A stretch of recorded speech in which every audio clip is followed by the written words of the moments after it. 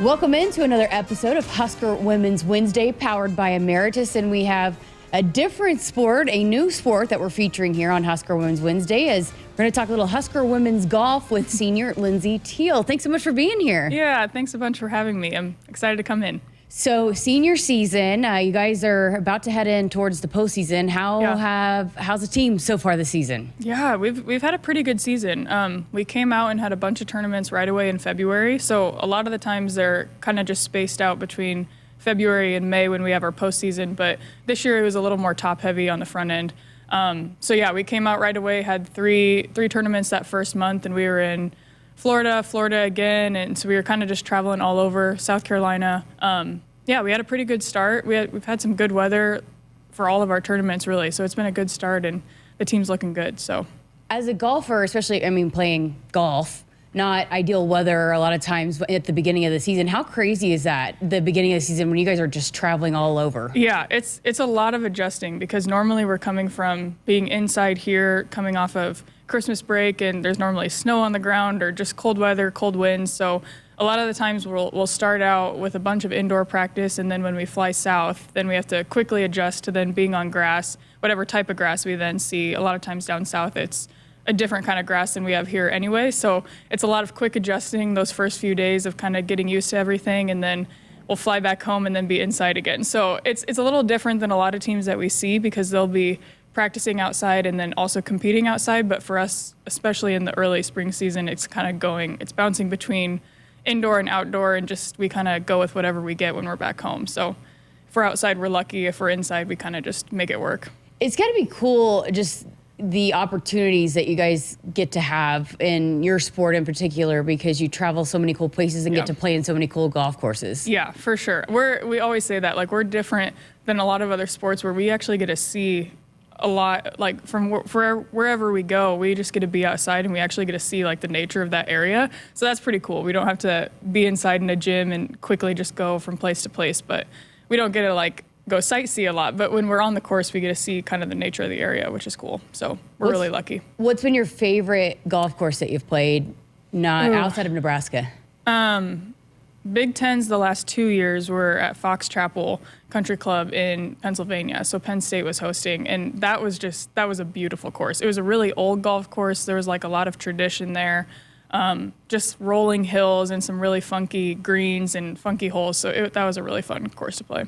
So you are, you have a name that Husker fans probably recognize. You have a couple of sisters that played golf from Wahoo, Nebraska, but I kind of wanted to get into your backstory, because there wasn't a girls' golf team for you at your high school. So you actually had to play on the boys' team. Tell us about that. Yeah, that was interesting for sure. And I was really thankful that my two older sisters kind of did that before me. So I was a little bit less nervous going into it. But it was a really cool experience. We were lucky that our small little high school allowed that, and it got me out of running track, so I was happy with it. But yeah, we had a pretty small guys team. I think one of the years when I played, there was 6 or 7 guys, and that was all. And then me and my younger sister were on the team at that time. So pretty small. We just got to be really good friends with all the guys that we played with, and it was crazy how good it was for our golf game. We played the same distances as the boys, so I was playing a lot longer distances actually in high school golf than I even am now in college. Wow. The courses are a lot tougher now in college, but yeah, so we had to just quickly get used to playing really long distances and maybe not being able to hit all the greens that we were hitting into just because it was so long. And so then that really helped our short game around the greens, just because I wasn't going to be hitting all the greens because it was so far. And so then I had to get really good at my wedges and my short game to then still be able to compete. So it did a lot of really good things for my game coming into college then, which was awesome. Wow, that's crazy. Yeah. Golf wasn't your only sport. No. I played basketball and volleyball also. Basketball was really my top sport for a while. I love it. Love that game.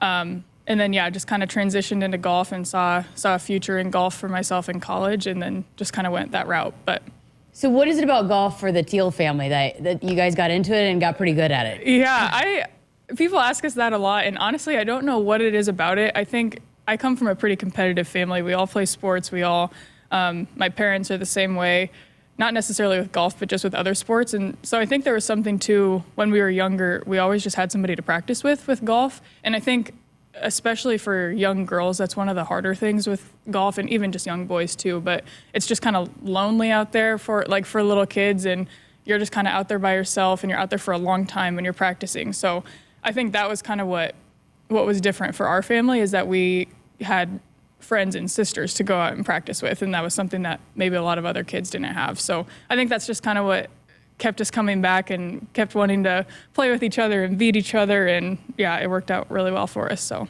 that's fun.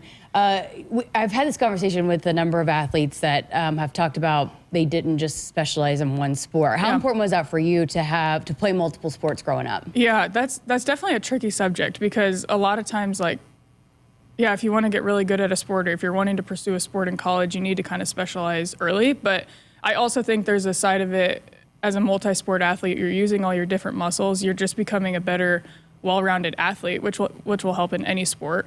And I think it also just prevents burnout from a young age too. I feel like the time that I was loving golf the most and getting the most into golf and getting better the most was as I was coming into college, and then even in college. And I think that can look a lot different if someone specializes super early, and then maybe I think burnout happens a lot of the times in those cases. So I was really lucky to have other sports to just keep me wanting to come back, and I would get really excited then when golf season came, because I was playing different sports before that. So I loved it. I wouldn't change anything about the way that I did it, and I was really lucky that my family was able to do that. So yeah, great perspective. So when it comes time you're getting recruited, and you had sisters that came through here, what was your recruiting process like? And was it always going to be Nebraska, or was it ever a thought process like maybe I want to go do my own thing? Yeah, it was. Definitely my first choice was always Nebraska. When I was growing up, that was always just my dream. I wanted to come here, wanted to be a Husker. And then when my sisters started committing here and starting to play here, I got to see a lot more kind of behind the ropes of that too. And I would get to hear their stories about it and go to some of their tournaments and see how it all worked. So Nebraska was definitely always my top priority, or just where I wanted to be. I did kind of dabble and look at some other colleges too, go on some other visits and everything, but nowhere ever compared to Nebraska. So it didn't take very long, and then I was ready to commit.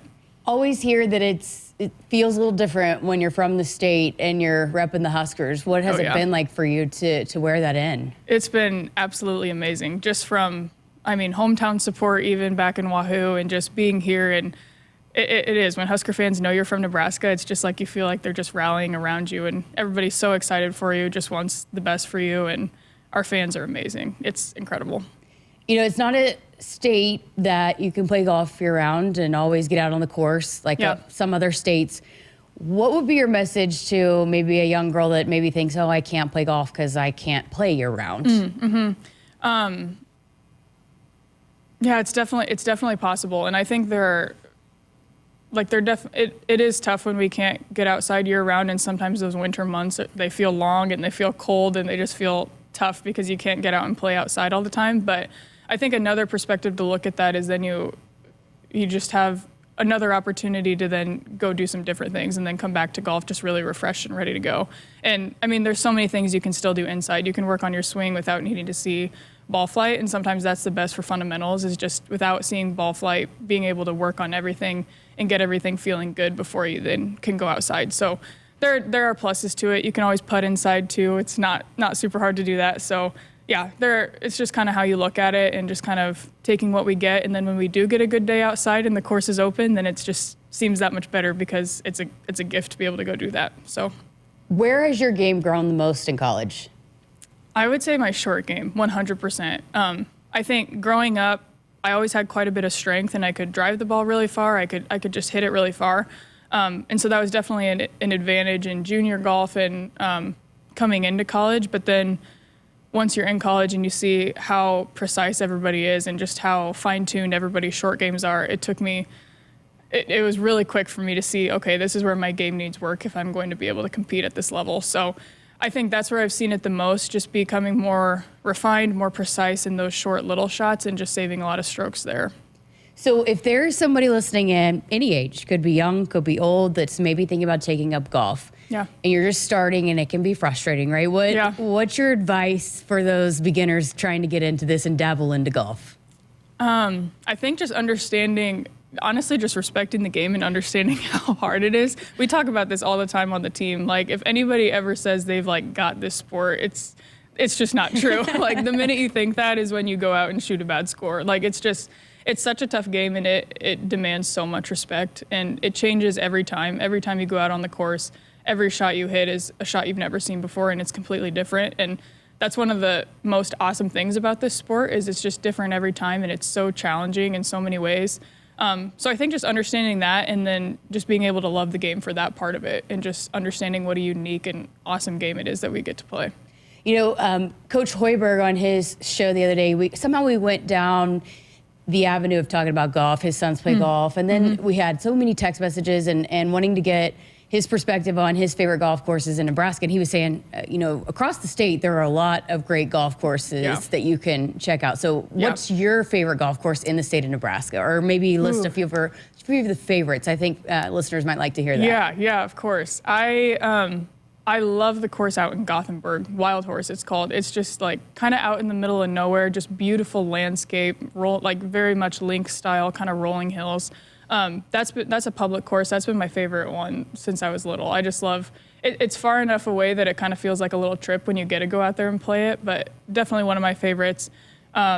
Here in Lincoln, I think Firethorn is, we get to practice there all the time, and we're so lucky to be able to have that as a home course. So I think that's the one that's helped, and I think I can speak for the team on this, that's helped us prepare the most for the courses that we see in college. It's so challenging. It gives you something different on every hole.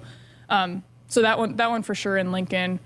But yeah, you're right. There's so many good courses in Nebraska. We're really lucky with that. And yeah, I would say those two are probably my favorite. Great stuff. Okay, so Jeannie Sutherland, I think she is just such a boss. It's been, you know, the few times I get to talk to her and just her perspective, she's just got such tremendous knowledge and has seen so much, not just in golf, but in women's sports. Yes. What has it been like playing for her and getting to learn under her? It's been amazing. I've always said she knows more about golf than anybody I've ever met. And I feel like I've learned more. She's been coaching me now for a little over 2 years, and I've learned more in that time than I think I did in my whole life prior to that with golf. So she's just such a fountain of knowledge, and she has so much experience coaching for 30 plus years and seeing different schools. She's been a coach down south in Texas A&M and SMU, so she kind of knows that part of it, and now she's learning up here like what it's like to coach up north, and she's been all over the country as well. So she's been great. Yeah. She was on a panel for the National Girls and Women's Sports Day event a couple of years ago, and you know, we were talking about continuing to grow women's sports, and we're seeing such this huge explosion. But you know, she had mentioned one of the things that they'd like to see more is putting women's golf more on TV.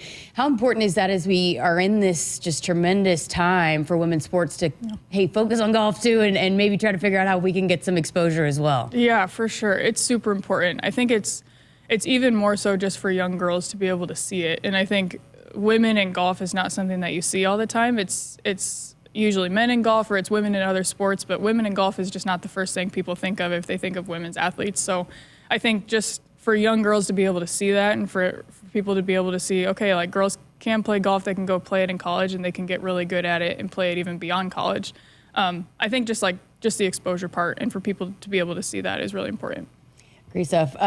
Your senior season, how have you approached it? You know, going into it knowing that this is your last go with the Huskers. Yeah, it's bittersweet for sure. It's crazy how fast this comes. And I came in the fall after COVID, so my whole first year was kind of weird. There was a lot of changes and everything.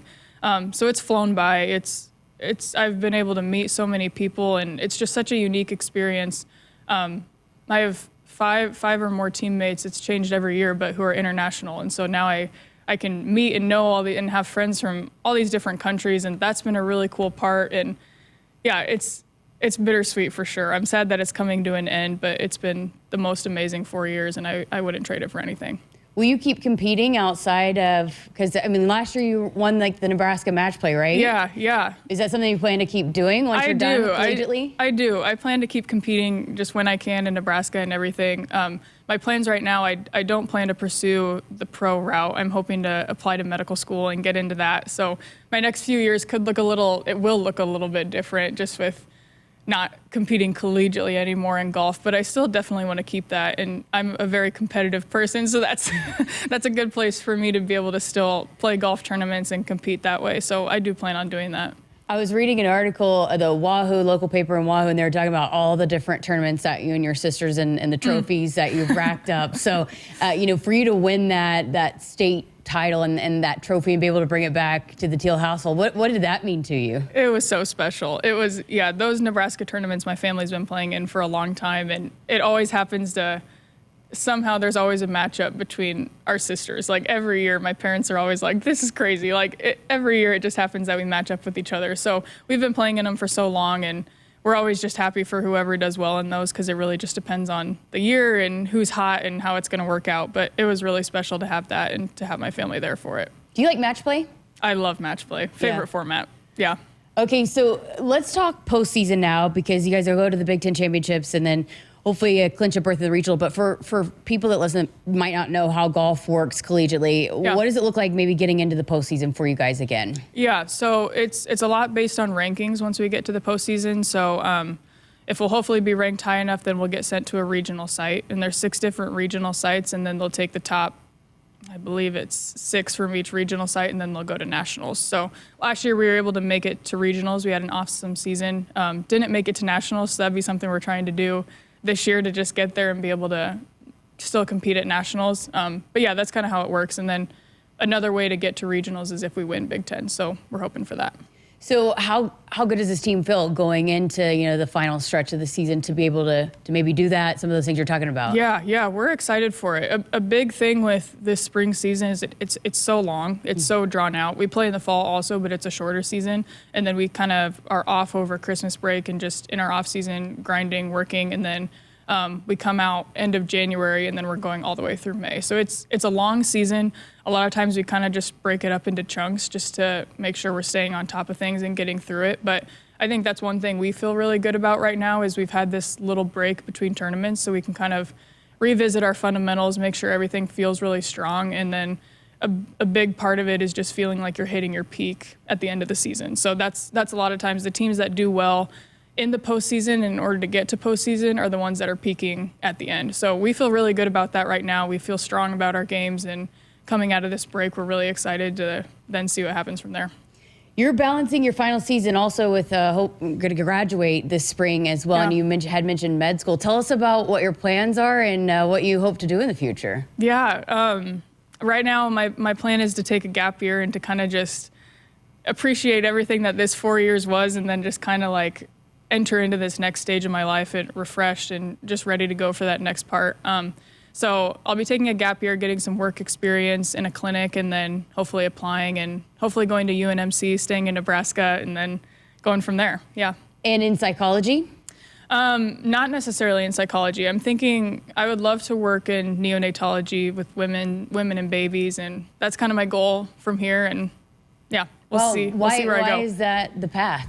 I don't know. I've loved that path. My sister was born premature, actually, so I've known a little bit about it through my family, and just have been able to see it through talking with different doctors and getting to shadow different things. And yeah, it's so cool to see. And I think just women and babies and the family, that's an area of medicine that I would love to get into. Oh, that's so cool. You've also been another athlete that's really taken advantage of all the resources that's provided outside of just being an athlete.